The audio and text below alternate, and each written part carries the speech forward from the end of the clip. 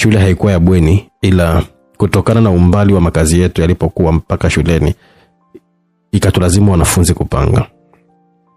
Maisha yalikuwa mazuri kwa upande wangu, kwani ingawa wazazi hawakunipa fedha za matumizi ya kutosha, Alex alinipa.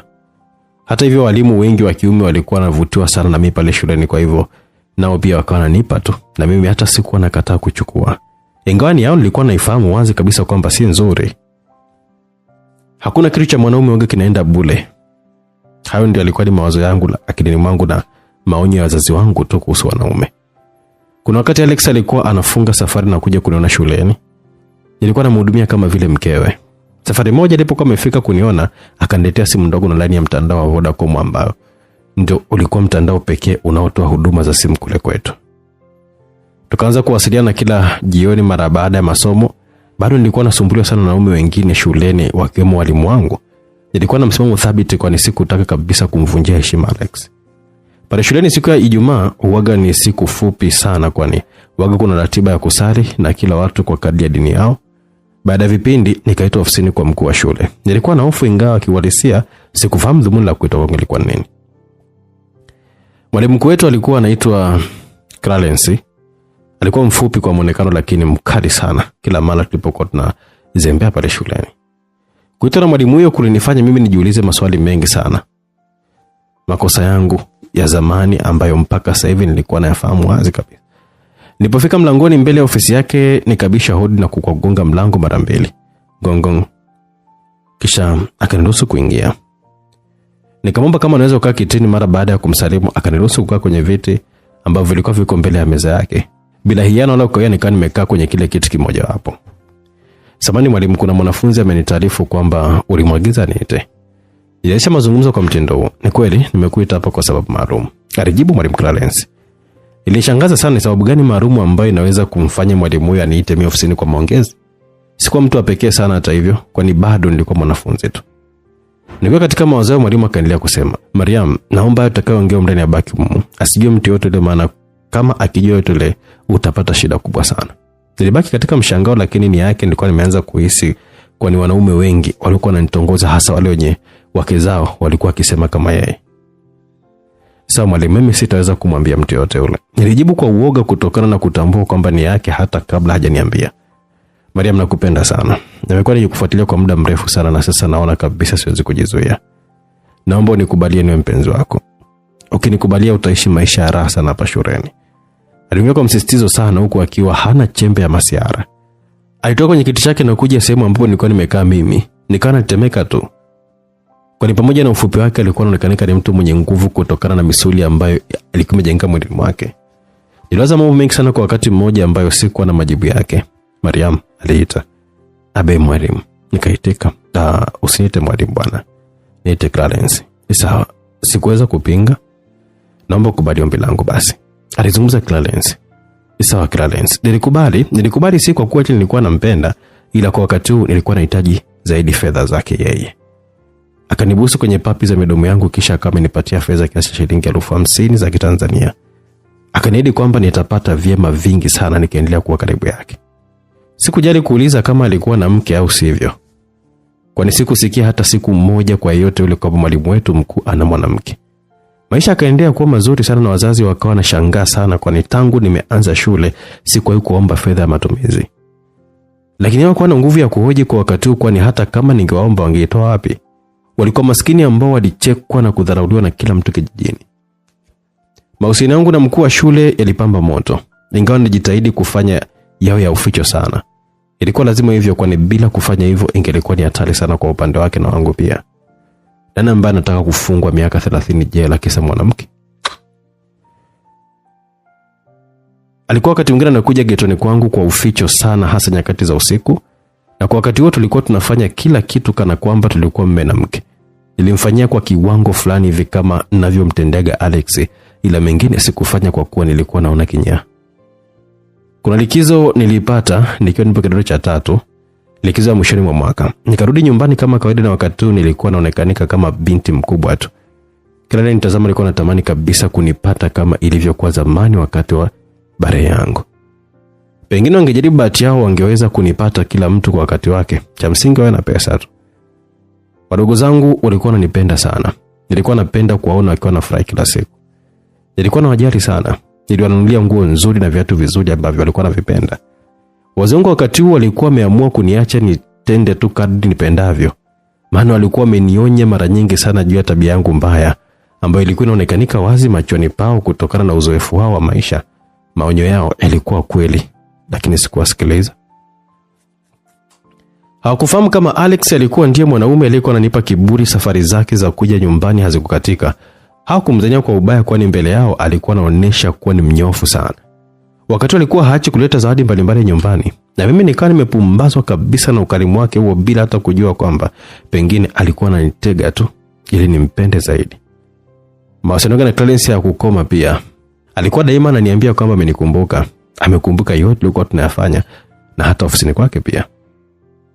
Na usiku ukawa daima mfupi kwangu, kwani sikuacha kabisa kuzungumza na watu, hasa jinsia ya kiume, kupitia simu yangu. Wakati huu hakuna kitu nilikuwa nashauriwa na kuelewa. Kila jambo ambalo nilikuwa nashauriwa nilikuwa naona kama naonewa. Nilikuwa naonewa tu. Sikuwa kama nasikia la mkuu. Nitajisikiaje la mkuu na wakati huo napata raha za dunia bana wewe? Maisha yenyewe mafupi, nani ambaye anapenda tabu? Hayo daima ndio kama maneno yangu ya kujifariji. Chuki dhidi ya mama ilikuwa daima inaonekanika katika matendo yangu. Hakuna jambo ambalo alikuwa akiniagiza nikatenda hata kwa 60% tu. Hakuna hata moja. Lakini mama hakunikatia tamaa. Alikuwa wakati mwingine kwa siri sana alikuwa analia kwa ajili yangu, ingawa hakuwahi kujutia kunizaa mimi. Hata kama angejutia, mimi sikuchagua kuzaliwa. Wao wenyewe ndio walikuwa wamepanga mipango yao kunileta mimi mbao duniani pasipo ridhaa yangu. Ni kwa vile tu sikuwa na ujasiri wa kwenda mahakamani, labda ningewashtaki kwa kosa la kunizaa bila mimi kupenda. Jumamosi fulani hivi baada ya chakula cha mchana nikaenda kazini kwa Alex. Sikumkuta, lakini kibanda chake cha chips kilikuwa wazi tu. Nikaingia humo ndani, nikachagua sehemu ya kukaa, nikakaa huko nikiwa namsubiri.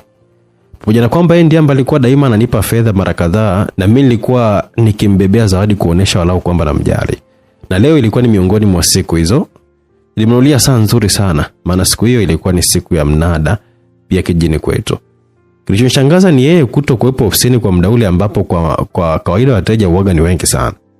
Kwa muda wote niliokuwa nimekaa pale ndani, kila mtu alikuwa anamuulizia muuza chipsi, wala hakuna jibu la pekee alikuwa amelipata kutoka kwangu. Zaidi tu nilikuwa nimewajibu kwamba hayupo, angerudi muda so mrefu. Baada kufikiria kwa muda, nikaamua kujiongeza kwa kuwa viazi vilikuwepo pale tayari, vilikuwa vimeandaliwa, nikaanza kuwauzia watu chipsi. Kwani uzoefu wa kuziandaa chipsi mpaka kufikia hatua ya kuliwa niliupata kwake yeye mwenyewe. Mpaka jioni nilikuwa bado hajafika. Niuza sana siku hiyo, labda pengine wengi walikuwa wakinunua tu kwa kuwa walikuwa wameona mwanamke mrembo anauza. Asilimia kubwa mnunuzi siku hiyo walikuwa ni wanaume, na kwa hakika walikuwa wakinisumbua kunichombeza hivi. Sikujali hata hivyo. Nikaendelea na kazi yangu mpaka jioni, ndipo Alex akaja. Nikampatia mauzo yote ya siku hiyo. Mimi sikumwibia hata shilingi moja. Nilikuwa nampenda, nikapaki mwaminifu tu kwake. Kwa kumwona tunajua kwamba yuko sawa, kwani hakunichangamkia kama siku nyingine. Neno pekee aloniambia ni kwamba anajutia kwa nini hakunifahamu mapema. Binafsi nilifurahi sana kuambiwa hivyo, lakini nikawa nawaza tena, alikuwa anamaanisha nini kusema kwamba anajutia kwamba kwa nini hakunifahamu mapema? Hii inamaanisha nini Alex? Nikamuuliza. Namaanisha kwamba ni mwanamke mpambanaji sana. Ni tofauti kabisa na wanawake wengine niliowahi kukutana nao kabla yako wewe. Wengi sio waaminifu na wala sio wapambanaji kama ulivyo wewe. Aliniambia hayo Alex huku akiwa nitazama machoni. Nikafurahi na kujinamia tu chini, ila hata hivyo moyo wangu ulikuwa mzito sana kuamini maneno yake. Sikuwa sawa. Nikawaza kama nasalitiwa. Alex aliniamuru rudi nyumbani tena kwa sauti kavu kabisa, bila kuniaga vizuri kama ambavyo daima alizoea kufanya hivyo, na zaidi akaniambia kwamba nisiende pale tena bila kumpa taarifa. Aliongea kumaanisha, na mimi ikabidi nimuelewe tu. Nampenda. Neno lake ni amri kwangu, lakini kwa nini? Nilijisemea na kujiuliza tu moyoni mwangu. Niliondoka nikiwa mnyonge na mchovu, sikuelewa sababu hasa ilikuwa imemfanya anibadilike kiasi kile nini. Usiku nilimtumia ujumbe mfupi lakini hakujibu, nikamtumia zaidi lakini hata hivyo hakujibu. Nikampigia simu hakupokea. Nikampigia tena akakata na akawa hapatikani tena. Mwanamume sijui kakumbwa na nini, inakuwaje anaanza kunifanyia yote? Amempata mwanamke mwingine nje ya mimi. Amebadilika sana kwa nini? Nikisema mwenyewe na kujiuliza nafsi yangu kwa manunguniko sana. Nilizoea kusikia kwa watu tu kama mapenzi yanauma, ila mimi nilikuwa sijaonja radha ya maumivu. Nilikuwa nasikia watu wakiwa wanajiapiza kwamba hawatapenda tena, sikuelewa sababu, ila taratibu nikaanza kuelewa. Siku ya kwanza ikapita, hatimaye wiki nzima sikufanikiwa kumwona Alex. Sio kwenye simu yake wala hata pale anapouzia chips. Nilihangaika sana moyoni, nilikonda mno. Nampenda Alex na hilo liko wazi, ila sikuwahi kumwona mpaka shule nafungua. Shuleni nilikosa raha. Ingawa bado Clarence hakuacha kutia mguu wake getoni kwangu, sikuwa na raha hata kidogo, na hilo niliona yeye.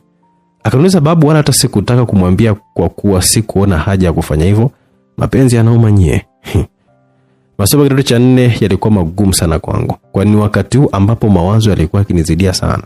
Nilimkumbuka Alex kwa maana halisi, na muda wote nilikuwa nausubiria tu wala hata ujumbe wake.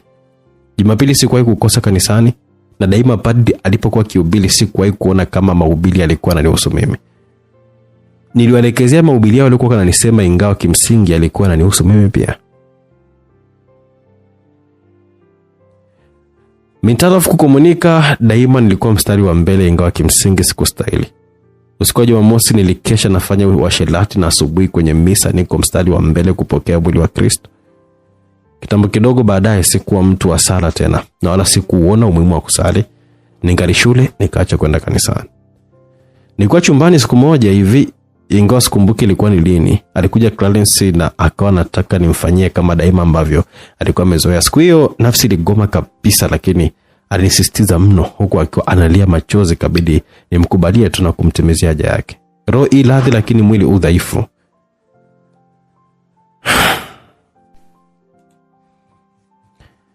Kwa kukubaliana na nia yake nilifanya kosa kubwa sana.